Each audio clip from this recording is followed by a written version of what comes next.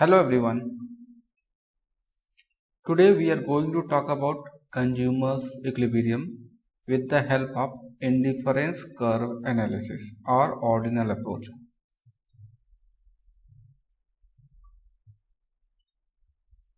So first of all, we will try to understand what is the meaning of consumers equilibrium, which we have already seen in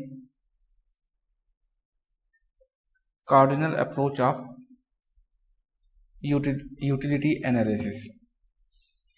So, consumers equilibrium refers to a situation in which a consumer with given income and prices purchases such a combination of goods and services which give him maximum satisfaction and he is not willing to make any change in it.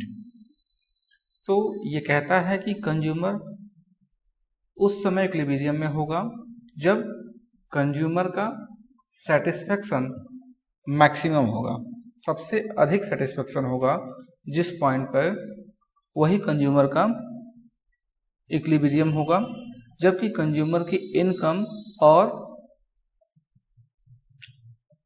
Goods की prices दी हुई हों। तो ये तो आपका है consumer के equilibrium का मतलब।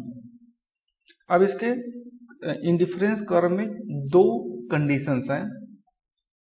There are two conditions by which consumer can attain equilibrium. तो first condition is that price line should be tangent to indifference curve. पहला कंडीशन है कि जो प्राइस लाइन है वो इंडिफरेंस कर्व के टेंजेंट हो। तो आपको पता है प्राइस लाइन आपका ये है और इंडिफरेंस कर्व आपका ऐसा होता है। तो जिस पॉइंट दोनों एक दूसरे को टच करेंगे वहां पे इक्विलिब्रियम होगा, पहला कंडीशन है। ऐसा कब होगा? जब स्लोप ऑफ इंडिफरेंस कर्व और स्लोप ऑफ प्राइस लाइन एक दूसरे के बराबर होंगे। दूसरी कंडीशन है indifference curve must be convex to the origin. Convex to origin का मतलब होता है कि इंडिफरेंस कर्व का जो MRS होता है वो डिक्रीज करता रहता है। इस टाइप का कर्व होना चाहिए। इसका मतलब ये कन्वेक्स टू द ऑरिजिन है। अगर आपका डिमांड इंडिफरेंस कर्व ऐसा है तो इसको कनकेव बोलते हैं। तो इसी को हम थोड़ा सा डिटेल में देखते हैं।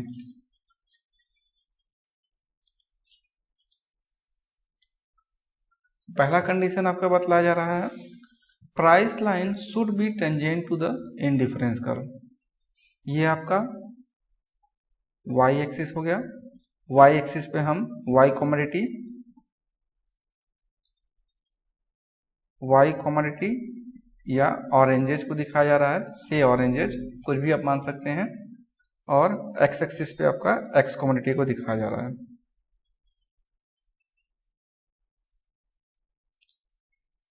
ये आपका ए और बी, ये ए बी जो है आपकी बजट लाइन है।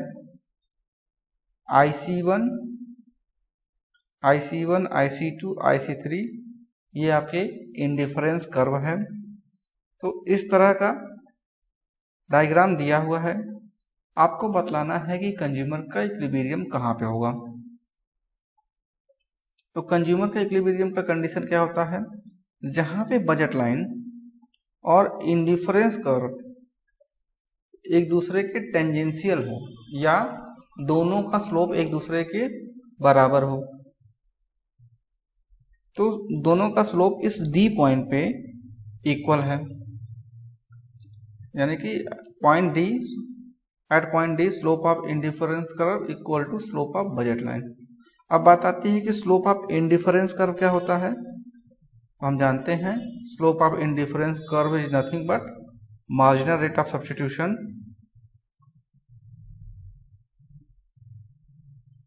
होता है और स्लोप ऑफ बजट लाइन वो आपका PX/PY होता है। तो जहाँ पे ये दोनों एक दूसरे के इक्वल होंगे वहीं पे कंज्यूमर का इक्विलिब्रियम मिलेगा और वो पॉइंट आपका डी है। अब एक हम ऐसे भी देख सकते हैं कि जैसे आपका IC1 इंडिफरेंस कर्व है, तो इस IC1 इंडिफरेंस कर्व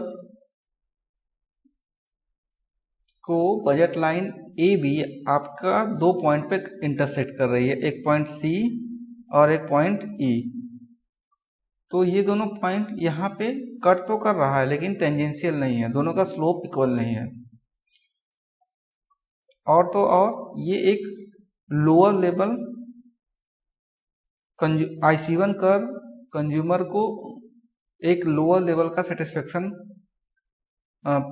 दे रहा है, इसलिए कंज्यूमर यहाँ पे इक्विलिब्रियम में नहीं होगा। तीसरे कर्व की बात की जाए, जैसे IC3 कर्व है, तो ये हायर सेटिस्फेक्शन को जरूर दिखला रहा है लेकिन ये हमारे बजट लाइन से बाहर है, हमारी इनकम नहीं है इतनी कि हम इस